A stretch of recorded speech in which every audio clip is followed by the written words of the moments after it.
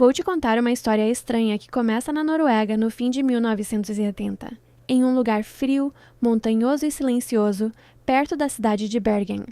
Em uma tarde de novembro, um homem caminhava com suas duas filhas na encosta da montanha Ulriken, em uma área chamada Isdalen, que em tradução simples significa Vale do Gelo. O lugar já tinha uma reputação antiga e sombria. Durante séculos, ele foi associado a acidentes em trilhas e também a suicídios, tanto que algumas pessoas da região chamavam o local de Vale da Morte. Mesmo assim, ainda era uma área frequentada por caminhantes. No dia 29 de novembro de 1970, aquela caminhada parecia normal até que uma das meninas percebeu um cheiro estranho no ar. Era um cheiro forte de queimado. Curiosa, ela se aproximou de uma área cheia de pedras e então viu algo que imediatamente fez todos entrarem em choque. Entre os seixos estava o corpo de uma mulher gravemente queimado. O homem percebeu a gravidade da situação e voltou rapidamente para a cidade com as filhas para avisar a polícia. Quando a polícia de Bergen chegou ao local, eles começaram a examinar cuidadosamente a cena. O corpo estava deitado de costas, com os braços posicionados perto do torso. A parte da frente do corpo estava muito queimada, assim como as roupas, o que tornava a identificação praticamente impossível naquele momento. Não havia sinais claros de uma fogueira comum por perto, o que já levantava dúvidas sobre o que exatamente havia acontecido ali. Ao redor do corpo, os investigadores encontraram vários objetos espalhados. Havia uma garrafa vazia de licor St. Halvard, 2 garrafas plásticas de água, botas de borracha, um suéter de lã, um cachecol, meias de nylon, um guarda-chuva, uma bolsa, uma caixa de fósforos, um relógio, 2 brincos e um anel. Também havia restos de papel queimado e um chapéu de pele que mais tarde foi analisado e revelou vestígios de gasolina. Uma coisa chamou a atenção imediatamente. Todas as etiquetas, marcas ou qualquer identificação desses objetos tinham sido removidas ou raspadas. Isso já tornava o caso muito estranho. Quem quer que fosse aquela mulher parecia ter feito um esforço deliberado para não deixar rastros. 3 dias depois da descoberta do corpo, a investigação ganhou um novo elemento. A polícia encontrou 2 malas em um guarda-volumes na estação ferroviária de Bergen. As malas estavam ligadas à mulher desconhecida. Dentro delas havia roupas, sapatos, cosméticos, perucas, maquiagem, dinheiro em diferentes moedas e também 5 notas de 100 marcos alemães. Havia coroas norueguesas, moedas britânicas, belgas e suíças. Também havia mapas, horários de transporte e um bloco de notas. Assim como nos objetos encontrados perto do corpo, todas as etiquetas das roupas tinham sido removidas. Até mesmo as marcas internas dos tecidos haviam sido cortadas. Era como se alguém tivesse eliminado qualquer possibilidade de identificar a origem daquelas peças. Entre os itens havia também um par de óculos sem prescrição e óculos de sol. As impressões digitais parciais encontradas nos óculos de sol correspondiam às impressões digitais da mulher morta. Isso ajudou a confirmar que as malas realmente pertenciam a ela.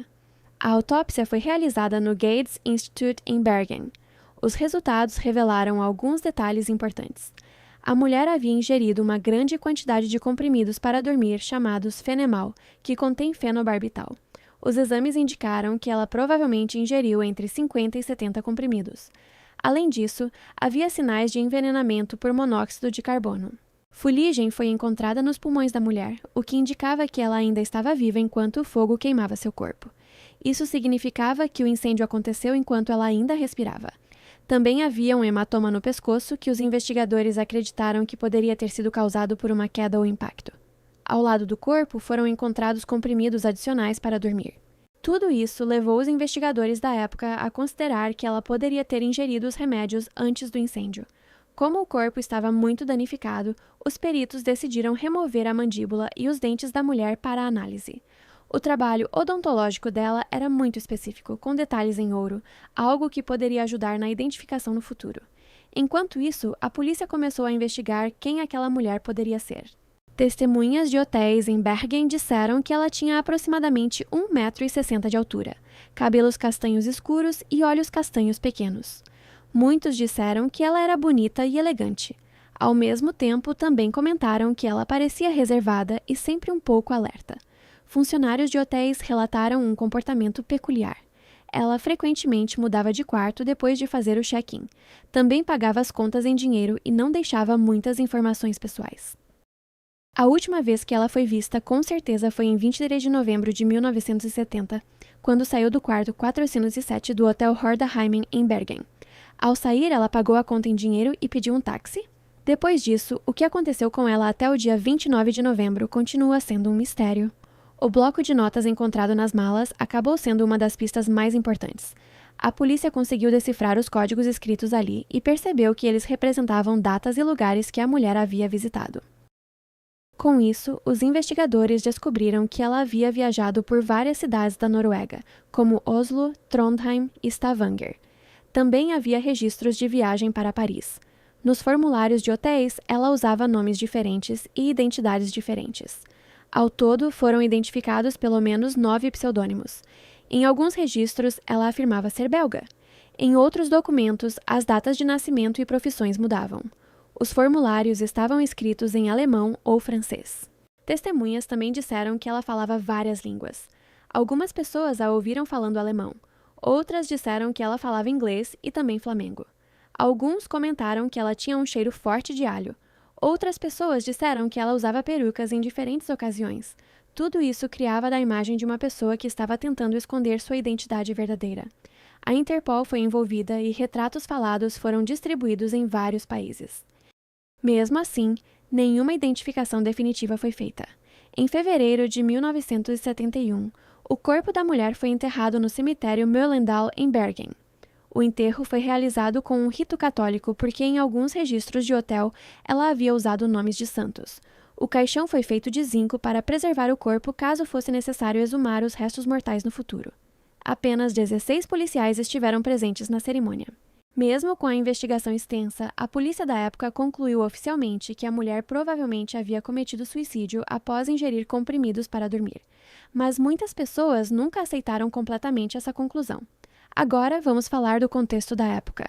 No final da década de 1960 e início da década de 1970, o mundo ainda estava profundamente mergulhado na Guerra Fria. Países da Europa estavam cheios de atividades de inteligência, espionagem e operações secretas. A Noruega tinha uma posição estratégica porque fazia fronteira com a União Soviética e também fazia parte da OTAN. Naquela mesma época, estavam ocorrendo testes militares secretos na Noruega, incluindo testes do míssil Penguin. Alguns investigadores perceberam que certos deslocamentos da mulher coincidiam com locais onde testes militares estavam acontecendo. Isso levou algumas pessoas a suspeitar que ela poderia estar envolvida em espionagem. Uma testemunha disse que havia visto a mulher observando movimentos militares perto de Stavanger. Um pescador também afirmou ter reconhecido a mesma mulher naquela área. Além disso, o fato de ela usar múltiplas identidades e falar várias línguas parecia se encaixar no perfil de alguém treinado para operar em ambientes internacionais. Outra coisa estranha era a história contada por um taxista décadas depois. Em 1991, um motorista disse que havia levado a mulher do hotel até a estação de trem.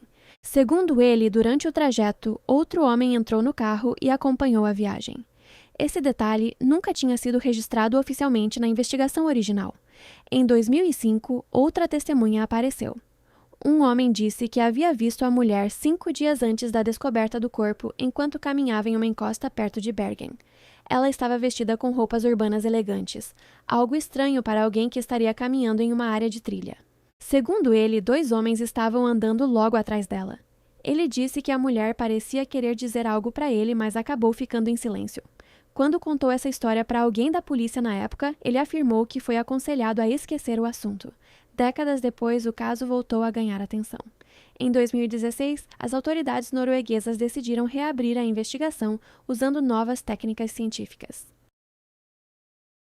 Um artista chamado Stephen Messel criou novos retratos baseados nas descrições originais.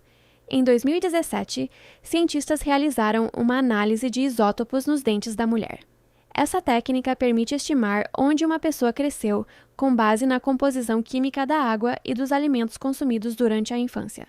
Os resultados sugeriram que ela provavelmente nasceu por volta de 1930 em uma área próxima a Nuremberg, na Alemanha.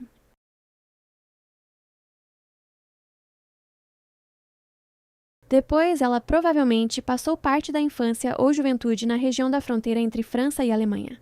Isso também combinava com a análise da caligrafia encontrada em seus registros de hotel.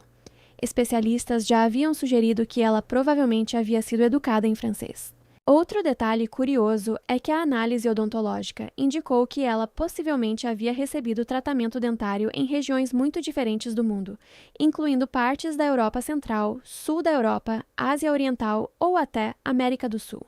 Em 2018, a emissora norueguesa NRK e a BBC lançaram um podcast chamado Death in Ice Valley.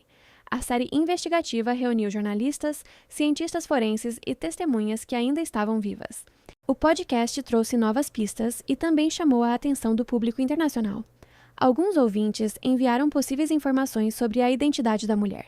Em 2019, um homem na França entrou em contato com um jornal dizendo que acreditava ter tido um relacionamento com a mulher no verão de 1970.